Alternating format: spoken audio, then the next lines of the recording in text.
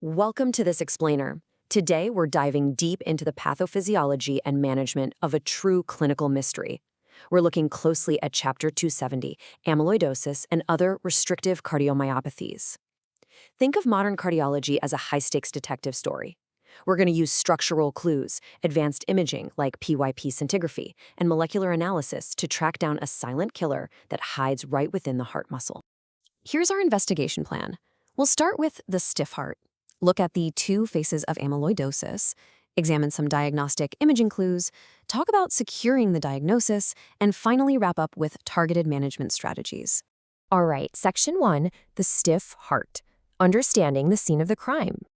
So, to really grasp this medical mystery, we have to nail down exactly what we mean by restrictive cardiomyopathy, or RCM. Now, you might be used to hearing about heart failure where the heart just can't pump effectively, right? Well, the core issue here is actually the exact opposite. It's not a pumping failure, it's a filling failure. The heart just cannot relax during diastole.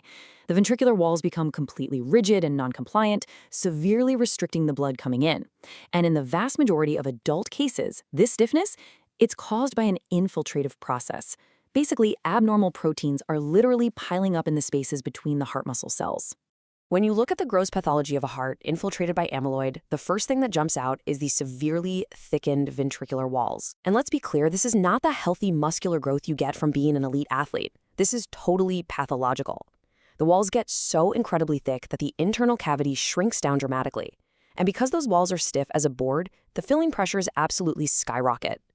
All that pressure backs the blood right up into the atria, causing them to massively dilate. If we zoom all the way into the microscopic histology, specifically looking at tissue stained with sulfated Alcian blue, we can spot the real culprit. You'll see these distinct sea-green extracellular protein deposits. That's the amyloid. And notice how it's physically shoving the pink heart muscle cells apart, completely wrecking their normal structure. It's essentially suffocating the healthy tissue. The heart gains mass, sure, but it completely loses that crucial elasticity it desperately needs to function. Moving right along to Section 2, two phases of amyloidosis, identifying the suspects. Now, when we talk about cardiac amyloidosis, we're really dealing with two primary suspects that make up the vast majority of cases. First up is AL, or light chain amyloidosis. This one actually originates in the bone marrow from abnormal clonal plasma cells. It's very closely related to multiple myeloma. Our second suspect is ATTR, or transthyretin amyloidosis. This one originates in the liver. Transthyretin is normally just a transport protein, but in this disease, it becomes unstable, misfolds, and starts depositing in the tissues. What's absolutely fascinating and absolutely crucial for patient survival is the stark difference between these two. AL amyloidosis is incredibly aggressive. Literally, if left untreated from the onset of heart failure, median survival is only about 6 months. It demands immediate, aggressive action. It also leaves weird non-cardiac clues like periorbital purpura, which looks like bruising around the eyes, and macroglossia, a severely enlarged tongue. Now, on the flip side, ATTR progresses a bit more indolently, with a 2 to 5 year untreated survival rate, but it leaves a totally different trail of breadcrumbs. Patients often show up with bilateral carpal tunnel syndrome, spinal stenosis, or even a ruptured bicep tendon, sometimes 5 to 8 years before any heart issues even begin. Okay, Section 3, Diagnostic Imaging Clues. The Investigation Toolkit. Our first set of non-invasive clues almost always comes from an echocardiogram. The echo is going to show us those markedly thickened ventricular walls we talked about earlier, along with a small or maybe just normal-sized left ventricular cavity. It'll also highlight those massively dilated atria, which are just struggling against the high internal pressures of the stiff ventricles. Oh, and here's a massive red flag, a very small transmitral A wave. That tells us atrial contraction is severely impaired, which significantly bumps up the patient's risk of forming dangerous blood clots in the heart. Now, if we run an echo strain map, we're hunting for a very specific classic bullseye pattern. This imaging measures longitudinal strain, basically how well the heart muscle is shortening. What you'll see is a bright red center, which means the contraction right at the very apex or tip of the left ventricle is totally preserved, but the base of the heart, severely impaired. If a cardiologist spots this bullseye, alarm bells for amyloidosis are immediately going off. To push our investigation further, we'll often escalate to cardiac magnetic resonance, or CMR. This scan is incredible at confirming the infiltrative nature of the disease because it actually lets us visualize and measure the abnormal expansion of the extracellular space, the exact spot where all that amyloid is hiding. When we give a gadolinium contrast agent, we'll see this extensive, delayed enhancement scattered throughout the myocardium. It's virtually pathognomonic, meaning it is uniquely characteristic for amyloid cardiomyopathy. Next up, Section 4, Securing the Diagnosis, the nuclear option. This brings us to a real game changer, the technetium pyrophosphate, or PYP nuclear scan. Now, these tracers were originally designed to look at bones. They really shouldn't be lighting up the heart at all. On a normal negative PYP scan, you'll clearly see the ribs and the sternum, but the heart itself is just a blank space. But in a positive scan, you get this intense, bright tracer uptake directly over the heart muscle. That avid uptake confidently points us straight to ATTR amyloidosis. And to get even more precise, clinicians are now using SPECT CT fusion imaging. This overlays the nuclear uptake directly onto a 3D CT scan, proving without a doubt that the tracer is exactly inside the myocardium. It literally unmasks our suspect without ever having to make a surgical incision. But here is the catch.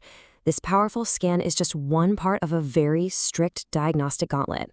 We have to follow a rigid process of elimination. Step 1 is having the initial clinical suspicion. Step 2, though, is absolutely critical.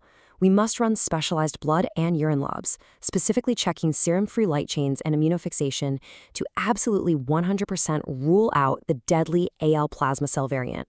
It is only when those specific labs come back negative that we can safely move to Step 3 and use the PYP nuclear scan to non-invasively confirm ATTR. Why are those labs so important? Because AL amyloidosis can occasionally show a mild uptake on a PYP scan, tricking us. If those initial blood and urine labs show even a hint of AL amyloidosis, we have to throw the scan out the window. In that scenario, we must rely on a direct tissue biopsy, often taken from a fat pad aspirate, deep skin, or eventually an endomyocardial biopsy to definitively confirm AL. Identifying the specific amyloid type using mass spectrometry on that actual tissue is an absolute non-negotiable requirement before we ever expose a patient to emergency chemotherapy.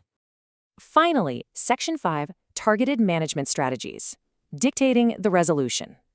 Managing the day-to-day symptoms of this incredibly stiff heart requires a very delicate touch. Loop diuretics paired with a super strict sodium restriction are the absolute mainstay here. We have to keep fluid from backing up into the lungs and abdomen. But here's where it gets tricky, and why you can't just treat this like normal heart failure. Standard heart failure meds, things like beta blockers, ACE inhibitors, and ARBs, they are usually poorly tolerated. Think about it. The heart is perfectly rigid. It cannot increase its stroke volume, so it relies entirely on its heart rate to maintain cardiac output. If you give a beta blocker and slow that heart rate down, you can actually make the patient feel significantly worse. This highly targeted approach is exactly why all our detective work in typing the amyloid was so vital. The underlying treatments for the two types are worlds apart.